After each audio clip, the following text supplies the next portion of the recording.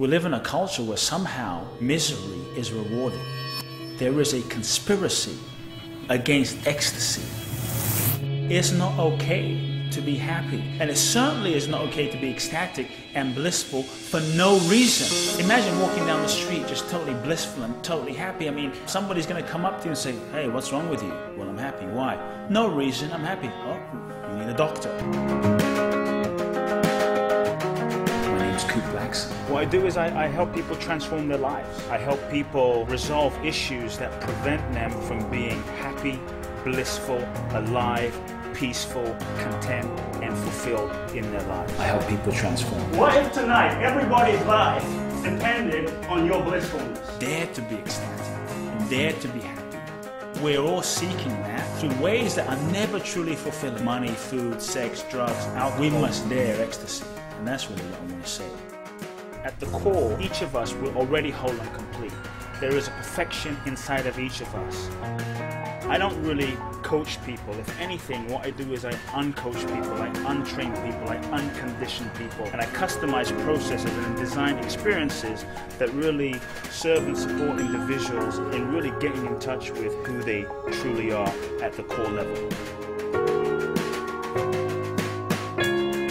Called the Liberation Experience. It's a 14-day, 24/7 non-stop, radical, transformational coaching process where I take a leader or visionary to India and they're stuck with me, going 24/7, barely sleeping, planes, trains, cars, walking to the Himalayas, to the Ganges. Yeah, I take away your money, I take away your passport, you have a backpack and a pair of clothes, and that's it. When all these things are taken away, my question really becomes, who are you really? What's left? Having done 14 one-on-one radical journeys to India, people began to ask me, when are you going to do something for a group to India or somewhere in the world?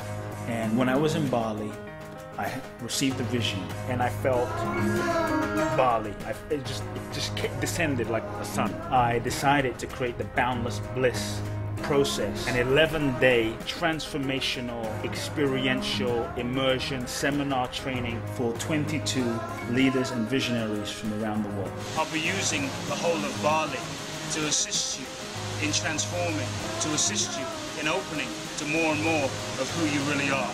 A radical adventure of a lifetime without walls.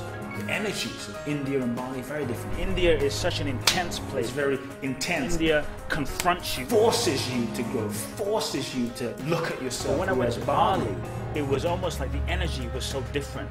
Bali is the oasis. It was literally like I wasn't transforming in a sense through intensity, I was being melted. So what I found different about Bali is that the energy of Bali is so profoundly feminine that it allows the nervous system to relax and just melts away those fears, melts away those layers, and opens you to who you truly are, opens you to the bliss of your being.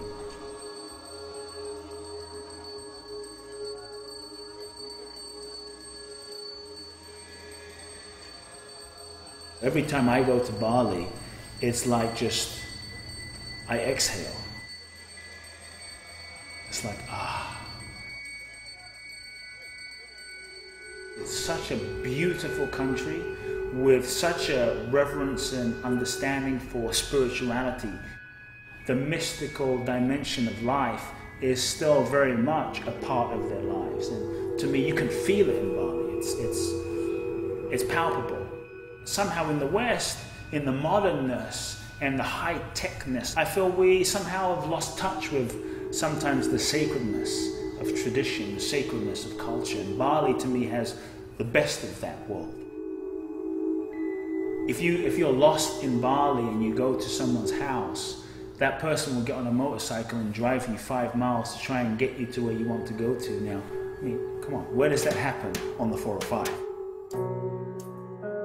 There is a power of what I call transformational travel. You can go to Bali on your own, and that's fine, and you'll see the temples and the caves and what have you. I'm taking you on a journey where, sure, you're stepping outside of the TikTok, the everyday, mundane matrix for a moment, but I'm going to take you to the Bali that you'll never see otherwise. I'm taking on a journey to face yourself and find out who you truly are. The first time I went to India, which was over a decade ago, I literally ended up on the back of a train.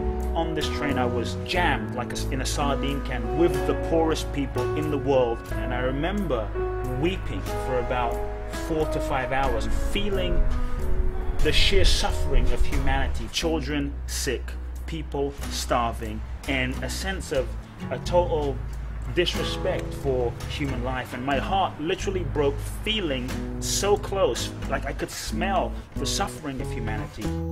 I remember having this thought, like, what would it be like to have, you know, the head of Nike, the head of Google, people in leadership positions on this train, in this experience? How would it impact how they led people, how they impacted the world? And as a result, that's what really inspired me to create my liberation experience. And it was really out of that's what inspired me to create the Boundless Bliss process. This journey, this program, is not for everyone. It's really for a select group of visionaries and leaders that are radically committed to serving the world. It's for those that are ready to get in touch with and live their life purpose fully in the world. It's for those that are craving and wanting and just inspired by living adventure.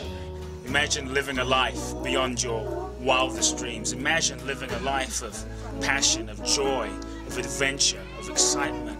Imagine living a life where you're seizing every moment. Imagine living a life where you're touching the mystery and the magic of now. What I'm first and foremost radically committed to is serving each person in their transformational process. It's a great responsibility, and I don't take that lightly.